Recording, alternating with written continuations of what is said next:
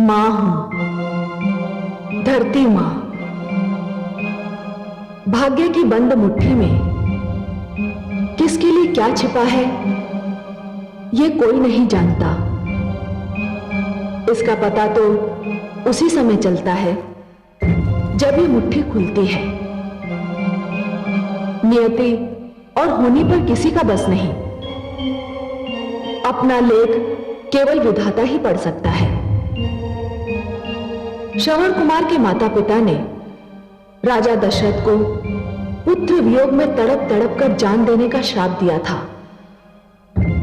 मैं उस समय असमंजस में पड़ गई थी कि यह कैसा श्राप है जिसका कोई आधार नहीं है, जो हवा में लटका हुआ है।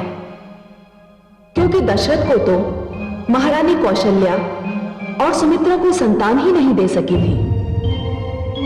किंतु जब दोनों रानियां इस बात पर सहमत हो गई कि दशरथ कैकेयी को तीसरी पत्नी के रूप में स्वीकार कर लें, तो श्रवण कुमार के माता पिता के दिए श्राप के लिए एक राह निकलती दिखाई देने लगी। लेकिन क्या कैकेयी दशरथ को संतान दे पाएगी?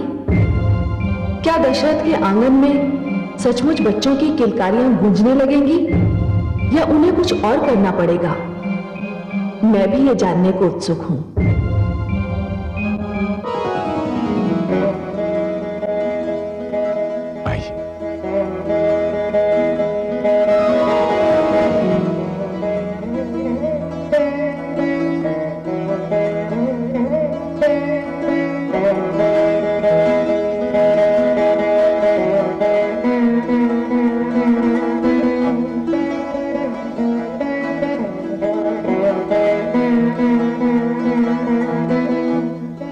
यशस्वी भाव। राजन, ये कैकेयी के राजपुरोहित हैं। आयुष्मान भव राजन। मैं कैकेयी राज्य से महाराज कैकेयी की ओर से उनकी सुपुत्री राजकुमारी कैकेयी के वागदान की प्रथम विधि संपन्न करने आया हूं। दासी, कृपया ये श्रीफल एवं उत्तरीय स्वीकार कर पूरे कैकेयी राज्य को आभार का अवसर दे। ये तो परंपरा है राजन, स्वीकार कीजिए। ओम स्वस्ति न इंद्रो वृद्धश्रवाः, स्वस्ति नः पूषा विश्ववेदाः, स्वस्ति नस्तार्क्ष्यो अरिष्टनेमि, स्वस्ति नो बृहस्पतिर्दधातु। राजपुरोहित जी, इस विधि से रघुकुल ने राजकुमारी कैकेयी को अपनी कुलवधू के रूप में और राजा दशरथ ने अपनी भार्या के रूप में स्वीकार किया। और मैं रघुकुल का कुलगुरु होने के नाते इस विवाह को संपन्न कराने की घोषणा करता हूं। शुभमस्तु। ये न कहिए कि आपका मुझ पर कोई अधिकार नहीं है देवी। आपने मेरे प्राणों की रक्षा की है। मैं आपका ऋणी हूं और ये ऋण मुझे सदैव स्मरण रहेगा। और मैं? आप भी। राजकुमारी की जय हो। अयोध्या नरेश दशरथ आए हैं। क्या? महाराज दशरथ कहाँ हैं? वो इधर ही आ रहे हैं।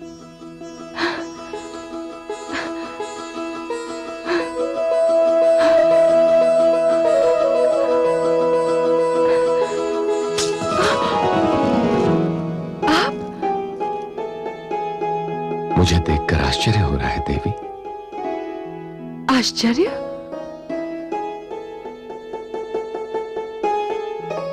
मुझे अपने नेत्रों पर विश्वास नहीं हो रहा है। कहीं मैं स्वप्न? नहीं, ये स्वप्न नहीं है देवी। मैं वही दशरथ हूं जिसका जीवन आपकी वीरता का उपहार है। नहीं, आप वे दशरथ हैं जिनका प्रेम अब मेरे जीवन का आधार है। मुझे समझ में नहीं आता मैं आपका स्वागत कैसे करूं। बुद्धिमान कहते हैं कि जो बात समझ में ना आए वो नहीं करनी चाहिए। स्वागत तो औपचारिकता है।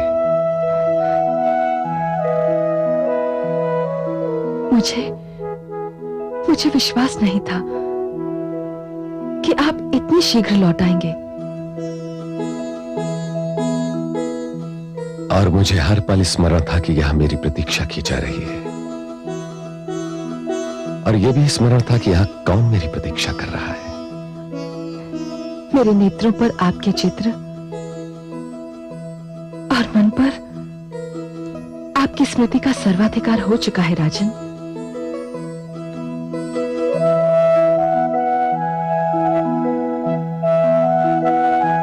आपने ये नहीं पूछा कि मैं यहां क्यों आया। क्यों पूछूं? आपके आने का कारण पूछने का अर्थ यह होगा कि मुझे अपने प्रेम पर विश्वास नहीं। आपका विश्वास जीत गया देवी। राजन। हाँ देवी, मैं वो कहने आया हूं जो पहले न कह सका। आपने मुझे युद्ध में विजय की बधाई देते हुए कहा था कि जीत केवल मेरी हुई थी, आप हार गई थी। ये सत्य नहीं था राजकुमारी कैकेयी। सत्य तो ये है कि युद्ध क्षेत्र में जब आपके काले घने केश खुलकर बिखरे थे और श्रावण की उस घटा से मुझे आपका मुखचंद्र दिखाई पड़ा था, मुझे उसी क्षण विश्वास हो गया था कि मैंने भी अपना बहुत कुछ हार दिया है। मैं जान गया था कि ये क्षण अब जीवन के किसी भी क्षण मेरा साथ नहीं छोड़ेगा। हाँ देवी, मैंने आपके पिताश्री का शगुन स्वीकार कर लिया है।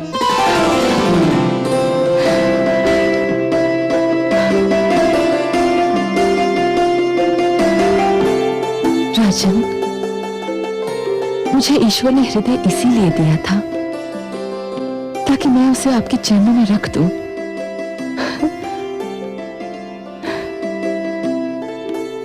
और मैंने उस हृदय को बड़े प्यार से उठाकर अपने हृदय में रख लिया है।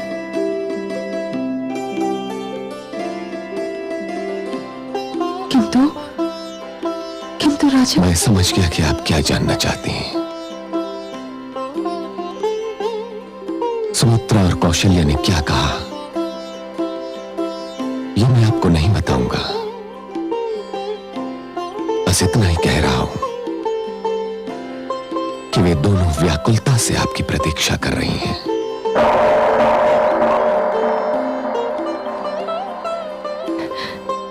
मैं भी उन्हें मिलने को अधीर हो रही हूं। आप मुझे जाने की अनुमति दीजिए देवी। वहां अयोध्या में लोग मुझे खोज रहे होंगे, सोचते होंगे कि मैं न जाने कहां जाकर छुप गया।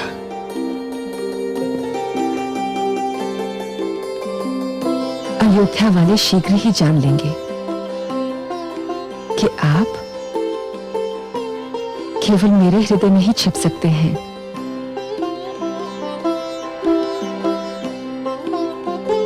अच्छा देवी,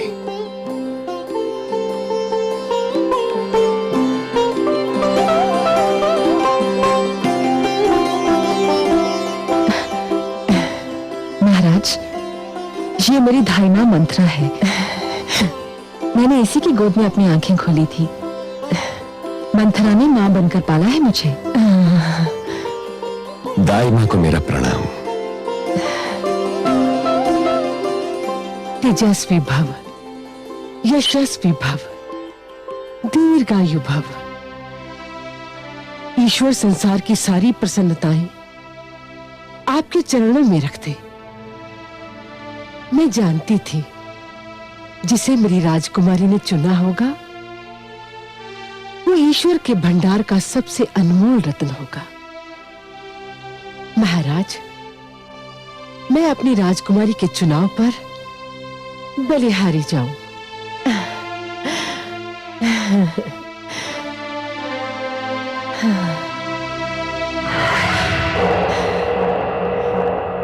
वाह पुत्री, चुना भी तो 2 पत्नियों वाला पति।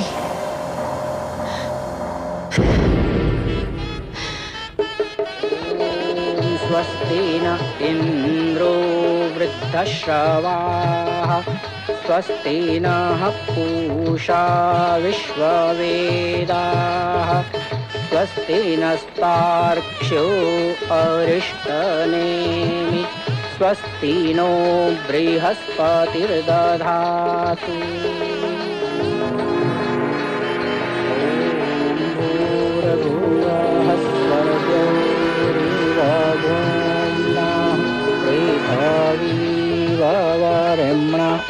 तस्यास्ते पृथ्वी। तेरे संपन्न हुए, अब आप अपने बड़ों से आशीर्वाद लीजिए।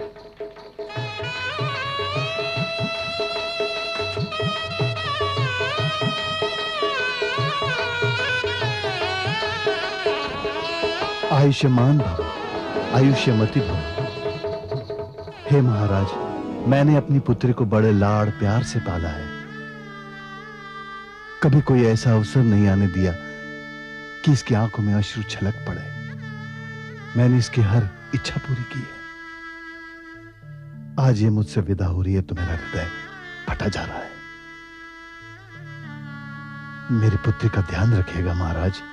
इन्हें कोई कष्ट नहीं होगा, वहां इनकी हर इच्छा पूरी होगी। अयोध्या में इतना स्नेह मिलेगा कि ये कैकेयी भूल जाएंगी।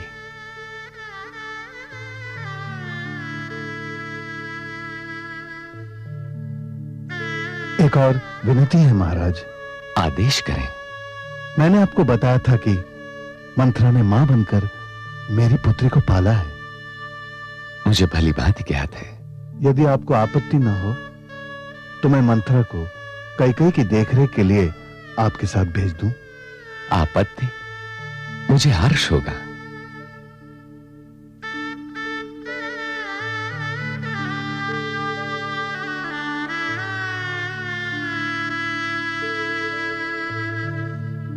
आइए देवी।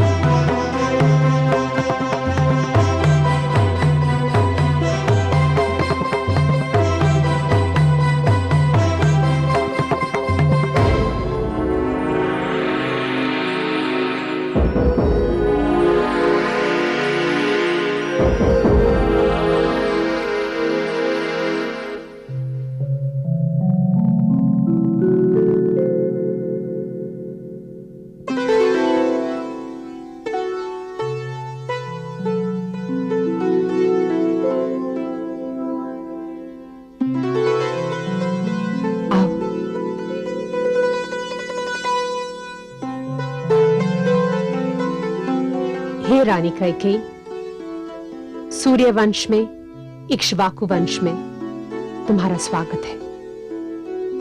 अब अयोध्या ही तुम्हारा घर है। मैं जानती हूं तुम वीर हो, बुद्धिमान हो, समझदार हो। महाराज तुम्हारे विषय में हमें सब कुछ बता चुके हैं, किंतु मैं आयु में तुमसे बड़ी हूं, इसलिए तुम्हें यह बताना मेरा कर्तव्य है कि पुत्रवधु 2 वंशों की मर्यादा लेकर आती है और उसे ये दोनों मर्यादाएं संभालनी होती है। आप सबको मेरी ओर से कभी कोई कष्ट नहीं पहुंचेगा और तुम्हें हमारी ओर से सदैव पूर्ण सहयोग, मित्रता और शुभकामनाएं मिलती रहेगी। तो मैं चलती हूं। नवजीवन की एक बार और बधाई।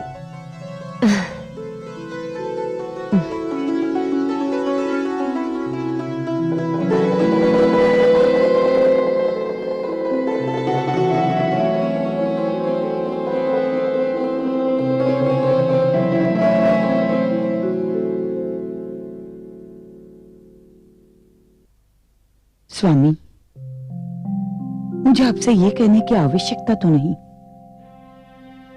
किंतु फिर भी आप जिसे अर्धांगिनी बनाकर लाए हैं उसके साथ वही व्यवहार कीजिए जो मेरे और सुमित्रा के साथ करते रहे हैं। उसके प्रति कोई अन्याय न होने पाए। वो अपना देश छोड़कर आई है, अपने पिता की लाडली है।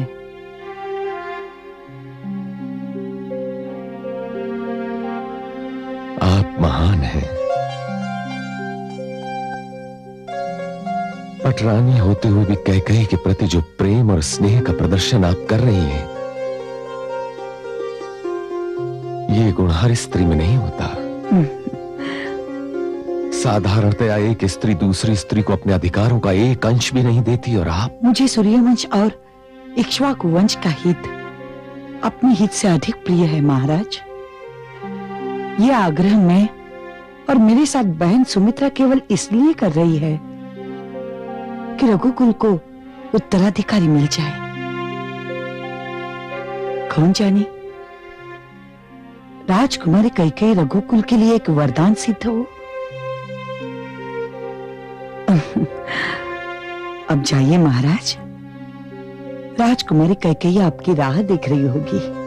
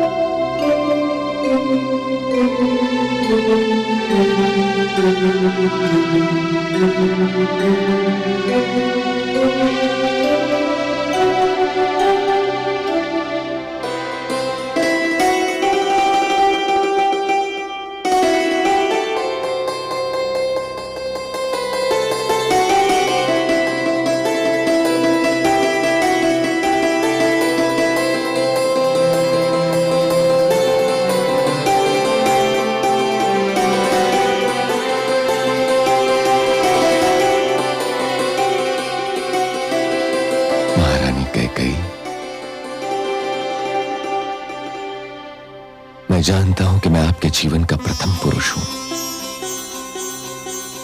और मैं ये भी जानता हूं कि आप मेरे जीवन की प्रथम नारी नहीं हैं। किंतु इसका यह अर्थ नहीं कि आपकी महत्ता किसी से कम है। हाँ, यह संभव है कि आपने जिसे नायक चुना है वो सर्वश्रेष्ठ सिद्ध ना हो।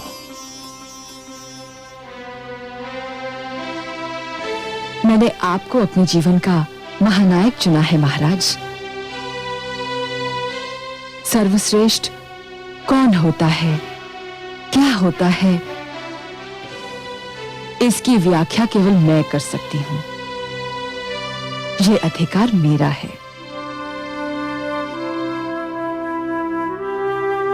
महाराज, स्त्री के अधिकारों के प्रति आप कितने जागरूक हैं, ये देखकर मेरी प्रसन्नता की सीमा नहीं रही। इसमें आपकी बड़ी बहनों कौशल्या और सुमित्रा का भी बड़ा हाथ है। मैंने उनसे बहुत कुछ सीखा है। इसमें कोई संदेह नहीं कि वे दोनों आदर्श नारियां हैं।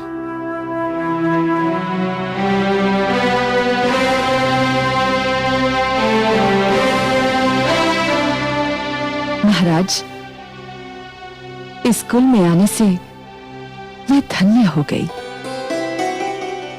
आपके संग नवजीवन आरंभ करने से पहले मुझे अपनी बड़ी बहनों से आशीष ले आने दीजिए। चलिए, मैं भी आपके साथ चलता हूं। नहीं महाराज, मैं अकेली जाना चाहती हूं। जैसी आपकी इच्छा।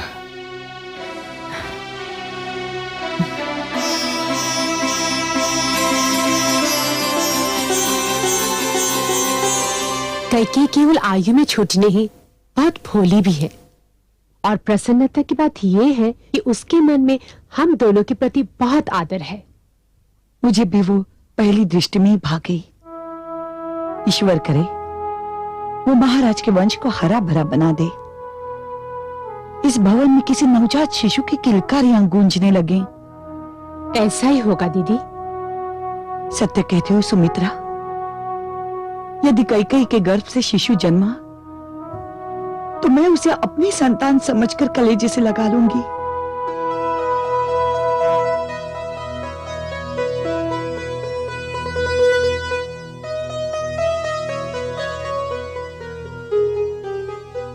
प्रणाम महारानी। नई महारानी द्वार पर खड़ी हैं। द्वार पर खड़ी है? जी।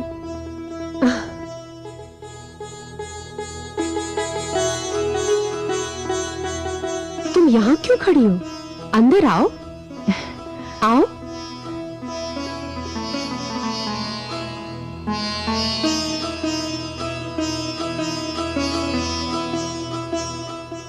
तुम द्वार पर क्यों खड़ी थी बहना?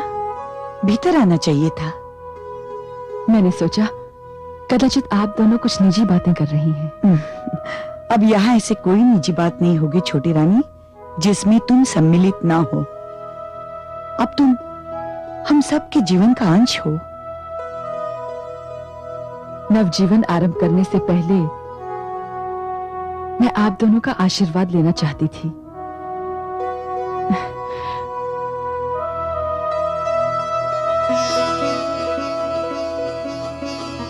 संतानवती भव।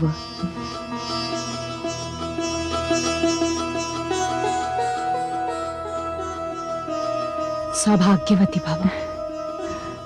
मैं आप दोनों को विश्वास दिलाती हूँ कि मैं आप दोनों की छोटी बहन ही बनकर रहूंगी।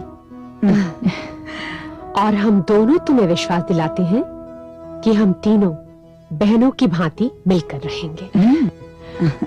अब तुम अपने कक्ष में जाओ, महाराज प्रतीक्षा कर रहे होंगे। चल आओ।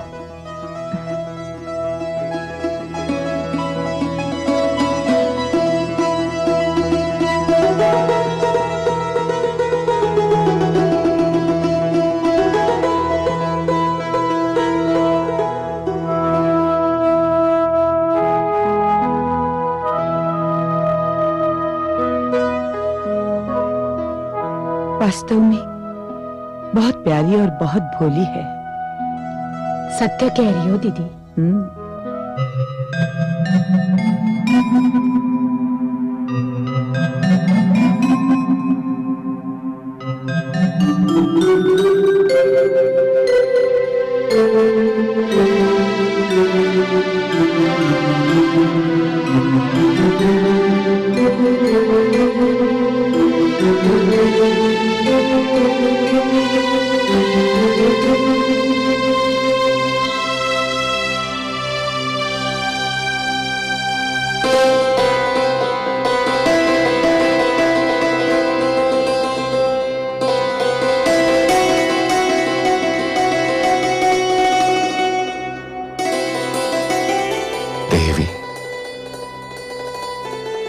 मैंने आपको वचन दिया था कि जीवन में किसी भी समय आप 2 वर मुझसे मांग सकती हैं। आप चाहें तो आज इसी क्षण जो चाहे मांग लें। मुझे आप मिल गए, आपका प्रेम मिल गया। दो प्यार करने वाली बड़ी बहनें मिल गई, एक बड़ा कुल मिल गया, मुझे एक महान वंश मिल गया है। अब तो ईश्वर से भी कुछ मांगने की इच्छा नहीं रही। आपसे क्या मांगूं? यदि कोई आवश्यकता हुई तो आपसे नहीं तो और किससे मांगूंगी? अभी मुझे कुछ नहीं चाहिए।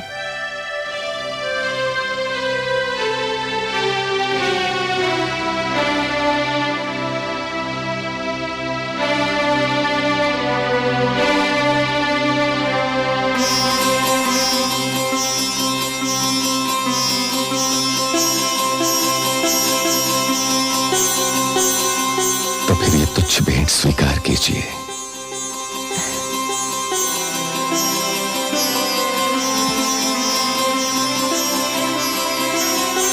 जो आपसे मिले वो तुच्छ हो ही नहीं सकता, क्योंकि उसमें आपके हाथों की सुगंध खुली होती है। महारानी कैकेयी,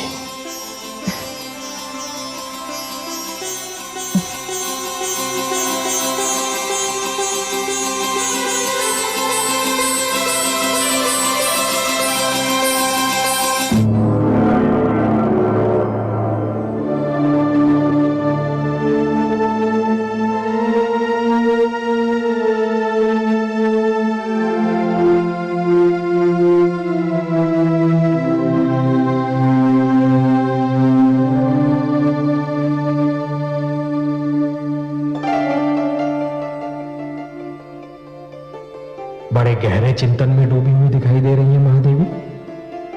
किस समस्या ने आपका ध्यान अपनी ओर आकर्षित कर रखा है? कुछ नहीं कमलनयन, मैं अयोध्या नरेश दशरथ के भाग्य की विडंबना के विषय में सोच रही थी। विडंबना? विडंबना कैसी महादेवी? इस क्षण तो उनके जीवन रूपी सागर में सुख का ज्वार आया हुआ है। उन्हें कौशल्या और सुमित्रा जैसी देवियों का साथ तो प्राप्त था ही। अब देवी कैकेयी जैसी वीर, सुंदर और साहसी स्त्री उनके जीवन में सुख का संदेश लेकर आई है। सुख का संदेश? तो क्या आप भी कौशल्या सुमित्रा की भांति यही समझते हैं कि कैकेयी राजा दशरथ को वो दे सकेगी जो वे दोनों न दे सकी?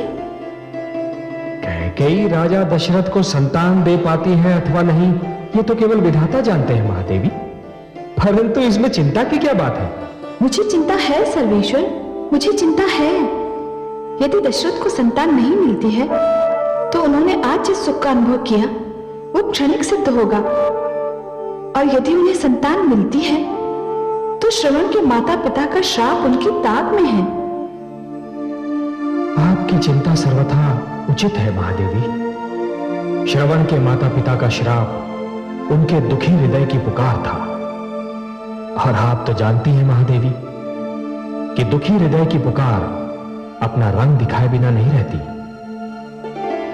तो क्या श्रवण के माता पिता का श्राप ही किसी नई कहानी का कारण बन जाएगा? महादेवी, जिस शंका ने आपके मस्तिष्क में सिर उठाया है वो सर्वथा निराधार नहीं है। प्रकृति की लीला बड़ी विचित्र होती है महादेवी। देखिए ना, यदि प्रकृति को बंजर धरती पर भी पौधा उगाना होता है तो वो वायु की हथेली में छुपाकर एक बीज भेज देती है, और देखने वाले आश्चर्यचकित रह जाते हैं कि इस बंजर धरती पर एक हरा भरा वृक्ष कहां से आ गया। हे कमलनयन, तो क्या वास्तव में वही श्राप राजा दशरथ के जीवन में संतान सुख का कारण बन जाएगा? इसका ज्ञान भी विधाता को ही है महादेवी। परंतु हां, मैं आपको एक बात अवश्य बता दूं। बताइए। महादेवी, हर कथा का कोई ना कोई कारण अवश्य होता है, हर घटना का कोई ना कोई आधार अवश्य होता है, और हर अनहोनी किसी न किसी विशेष परिस्थिति में ही जन्म ले सकती है। महादेवी, वो कारण कभी कभी अपने ही पास होता है तो दिखाई देता है, तो कभी इतना दूर होता है कि उसे देखना संभव ही नहीं होता। हे सर्वेश्वर, आपकी बात पूर्ण रूप से मेरी समझ में नहीं आई। महादेवी, कभी कभी होने वाली घटनाओं का कारण घटनास्थल से दूर होना भी तो संभव होता है। यूं समझिए कि कभी कभी धरती पर जो घटनाएं घटती हैं उनका कारण दूर नभमंडल और अंतरिक्ष में होने वाली हलचल होती है। आज वही हो रहा है। क्या हो रहा है कमल नयन, और कहाँ हो रहा है? महादेवी, अयोध्या में जो कथा जन्म लेने वाली है उसका कारण अयोध्या से बहुत दूर लंका में बन रहा है। लंका में? हाँ महादेवी, लंका में। लंका नरेश रावण के घर में।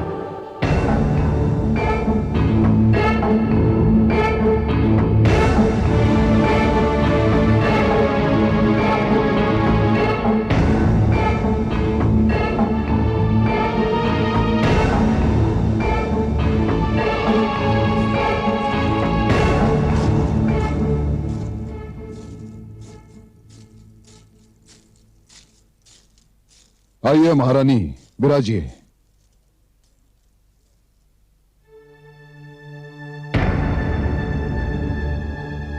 क्या बात है महारानी,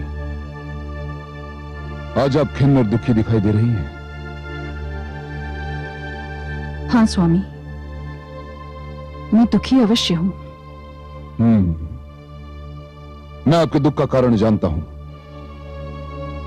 क्या जानते हैं आप?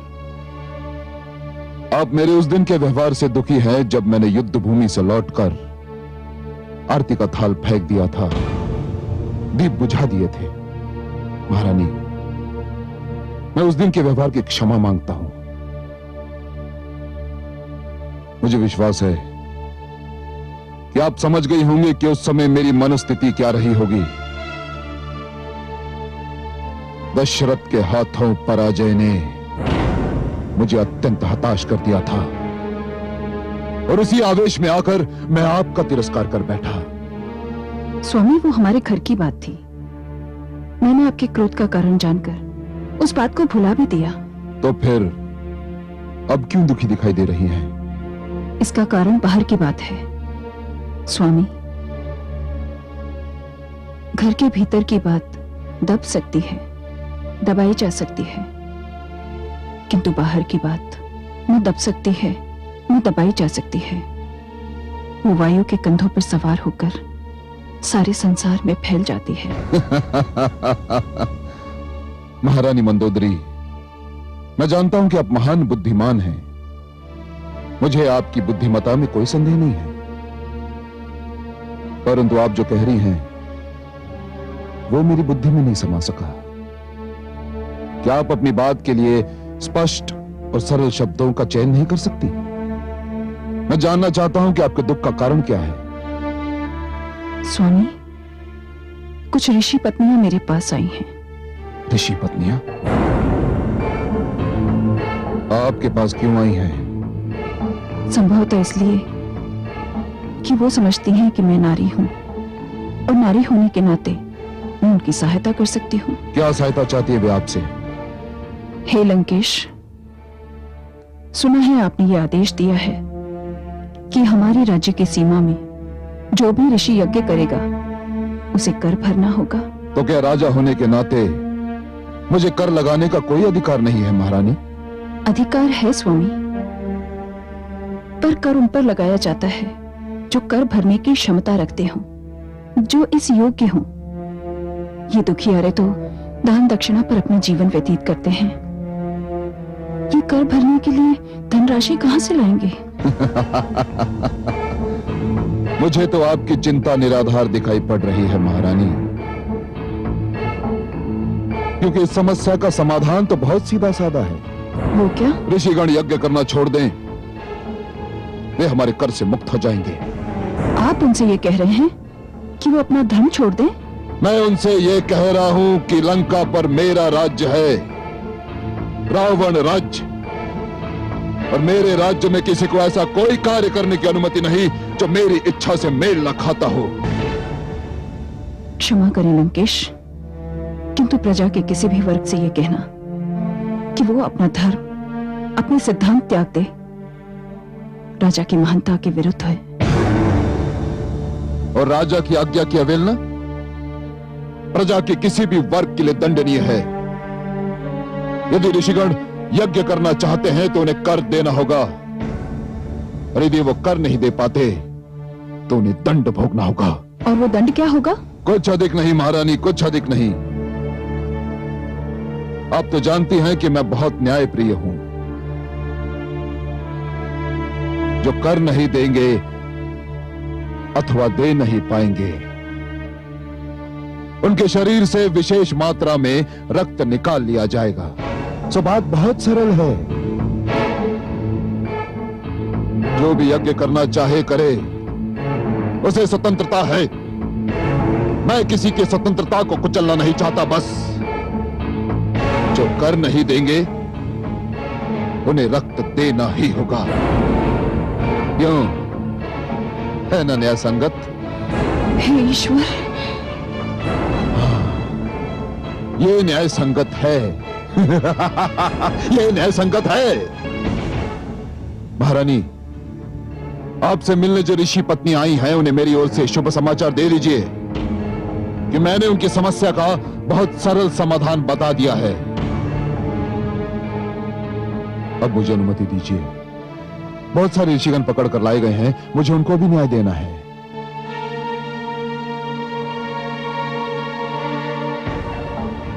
महारानी, स्मरण रहे कि आपका क्षेत्र रनिवास है, मेरा सभागार नहीं। स्मरण रहे।